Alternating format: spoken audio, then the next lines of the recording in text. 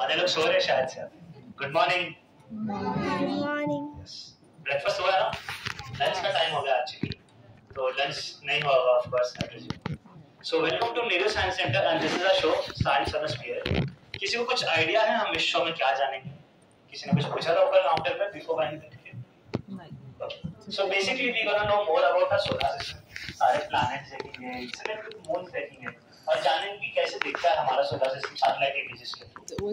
So I hope सबको interest है space में, एस्ट्रोनॉमी है ना? एटलीस्ट 5% होना चाहिए। बिफोर स्टार्टिंग आप सबसे प्रॉमिस लेना चाहूँगा, मैं बहुत इजीली बोर हो जाता हूँ, तो प्लीज ये इंटरैक्टिव सेशन रखेंगे। मुझे स्पीच नहीं देना, आप लोग मुझे बोर मत होने दो, मैं आपको बोर बिल्कुल नहीं होने दूंगा। Start a show with starting the basic question. हम इस वक्त कहाँ पर? Neuro science centre. और न्यूरो साइंस सेंटर कहाँ पर है? और थोड़ा वर्कअप करते sir. Worli right? And Worli कहाँ पर है? मुंबई कहाँ पर है? सब लोग बोलो साथ में। महाराष्ट्र। महाराष्ट्र कहाँ पर है? इंडिया कौन से कॉन्टिनेंट का पार्ट है? एंड एशिया कहाँ पर है? अर्थ कहाँ पर है? यूनिवर्स बहुत बड़ा है। Solar system and solar system कहाँ पर है? Universe milky Way Galaxy right? Milky Way Galaxy को अगर बोलते हैं ग्लोबल क्लस्टर और वो पूरे यूनिवर्स में आता है। सो हमारी मिल्की वे गैलेक्सी कुछ इस तरह से दिखती है। थोड़ी प्रॉब्लम हो रही है ना देखने में? थोड़ा माहौल बना देते हैं। Lights please. सो ये है हमारी मिल्की वे गैलेक्सी। इंटरेस्टिंग दिख रही है ना? So, आप जब भी रात को जाते हो ना आसमान में जितने तारे दिखते हो, जितने भी तारे होते हैं वो सारे हमारे गैलेक्सी से बिलोंग करते हैं। और अगर आप काउंट करने बैठे ना तो आप हार्डली 3000 या 4000 तक काउंट कर सकते हो। बट लेट्स से आपको मैं सुपर पावर दे दूं कि आप हमारे गैलेक्सी के सारे स्टार्स देख पाओ, तो भी आप जब काउंट करने बैठोगे ना आपको बहुत ज्यादा टाइम लगेगा। बिकॉज सिर्फ हमारे मिल्की वे गैलेक्सी में it is around 500 billion to 1000 billion stars.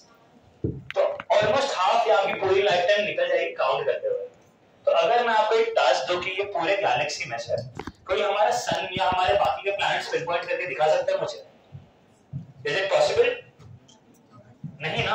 ऐसा होगा कि मैं आपको इंडिया का मैप दे रहा हूं और बोल रहा हूं आपका घर पिन पॉइंट करके दिखाओ। फॉर दैट रीजन हमने एक रेफरेंस पॉइंट डिस्प्ले लिया।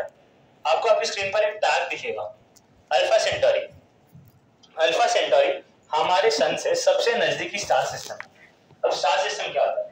जस्ट लाइक सोलर सिस्टम, बीच में एक सन है, उनके अराउंड प्लैनेट्स रिवॉल्व कर रहे हैं ना, सेम चीज अल्फा सेंटोरी में हो रहा है। Alpha Centauri is a 3 star system, बीच में 3 स्टार है और उनके अराउंड प्लैनेट्स रिवॉल्व हो रहे हैं।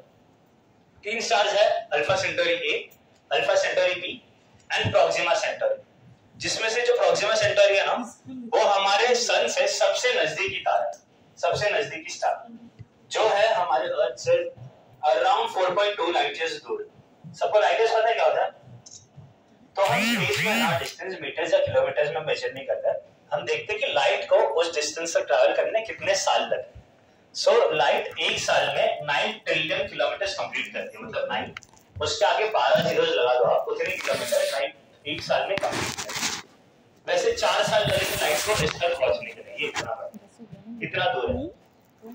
सो ये था मिल्की वे के बारे में बात और हमारे नजदीक स्टार सिस्टम के बारे में। अब थोड़ा हमारा सोलर सिस्टम का एक फैमिली पिक्चर देख लेते हैं। So this is how our solar system looks like. And background में जो येलो ऑब्जेक्ट है वो क्या है, किसी को पता? सन राइट? थोड़ा कॉन्फिडेंटली बोलो, आधे लोग अभी भी नींद में। सन एंड उसके आगे सोलर, मतलब सन के कंपैरिजन में बाकी के प्लैनेट्स कैसे दिखते हैं, ये उसका रेशियो है। आपको इनिशियली 4 छोटे डॉट्स दिख रहे होंगे, वो है हमारे inner planets, also known as terrestrial planets. Inner planets में आते हैं Mercury, Venus, Earth and Mars. Hindi में बोले तो बुध, शुक्र, पृथ्वी और मंगल। ये चारों टेरेस्ट्रियल प्लैनेट्स मतलब रॉकी प्लैनेट्स हैं। इनकी जो सरफेस है ना वो रॉक की बनी हुई है, इन पर हम चल सकते हैं। एंड फिर उसके बाद में आते हैं 2 गैसियस जायंट। बीच में आपको 2 बड़े ऑब्जेक्ट्स दिख रहे होंगे, वो है जुपिटर एंड सैटर्न। ये दोनों गैसियस जायंट इसलिए बिकॉज इनकी जो सरफेस है ना, इनकी कोई सरफेस नहीं, टू बी ऑनेस्ट, ये पूरे गैस के बने हुए होते हैं, तो इस पर हम जा नहीं सकते। एंड फिर लास्ट में आते हैं हमारे 2 आइसी जायंट्स, जो ब्लू ऑब्जेक्ट्स आपको दिख रहे हैं ना, ये दोनों आइस के बने हुए प्लैनेट्स हैं, बिकॉज सन से ये इतने दूर है कि सन की इनफ एनर्जी तक पहुंच नहीं पाती।